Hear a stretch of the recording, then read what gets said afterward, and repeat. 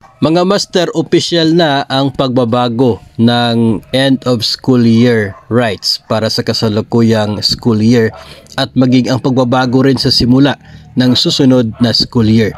Ito ay matapos naglabas ang DepEd ng DepEd Order Number 3 Series of 2024.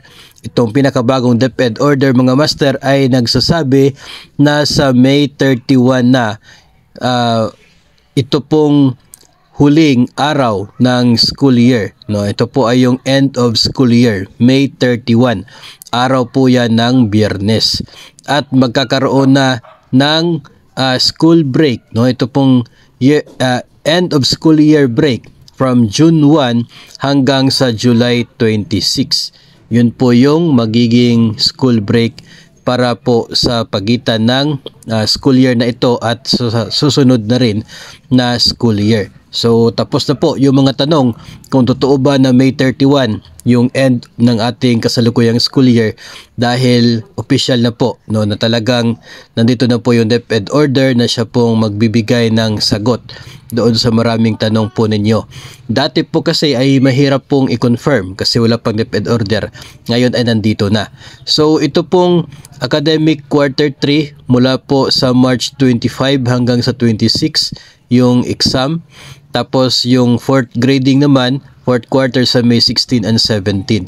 Yung end of school year rights mangyayari sa May 29 hanggang sa 31. So pwede po na May 29 gagawin.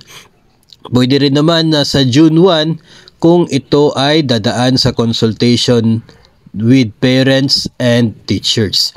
So pwedeng ganon. Pero if possible naman ay hanggat May 31 lang, di ba? Sino ba naman yung ayaw na tatapusin yung mga trabaho o ito pong school year rights sa May 31 na lang mismo. Yung mga susunod na activities ng DepEd, katulad po ng National Learning Camp, ay mangyayari na sa July 1 hanggang sa 19, yung NLC, which shall be voluntary. Yung other activities naman ng DepEd, ito po, lahat mangyayari na sa buwan ng Hulyo. So ibig sabihin po nito ay wala pong DepEd activities sa June 1 hanggang sa June 30. Ito po yung pangako ni Vice President and DepEd Secretary Inday Sara Duterte na bibigyan ng 30 days na walang sanctioned na activities si DepEd, no, para po sa mga teachers. So ito po mga master ay totoo naman po yun, natupad po yun sa previous DepEd order, at ngayon dito po sa muling pagbabago sa calendar days ng atin pong calendar of activities ng atin pong school year ay muli pong pinatunayan na magkakaroon ng 30 calendar days na wala pong activities sa DepEd at yun ay para sa June 1 to 30. So yung Brigada Eskwela sa July 22 hanggang July 27 at magsisimula ang susunod na school year pagdating ng July 29, araw ng Lunes, at magtatapos naman May 16 sa susunod na taon. Pinakapaborito po na section ng mga teachers dito, itong section 7, no voluntary or mandatory tasks or activities shall be assigned to teachers from June 1 to 30, 2024. No, marami po sa inyo yung nagsasabi na si number 7 yung pinakapaborito po ninyo.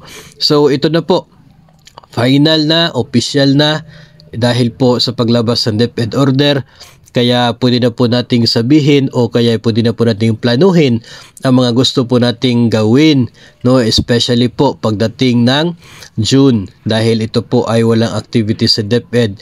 Malaya yung mga teaching personnel na DepEd para po sa kanilang school break. So tayo po ay patuloy na magbibigay sa inyo ng updates kung ano pa po yung mga kasunod po na related updates tungkol po sa isyung ito. Pero so far, I believe na marami po yung masaya sa paglabas ng DepEd Order Number 3 Series of 2024.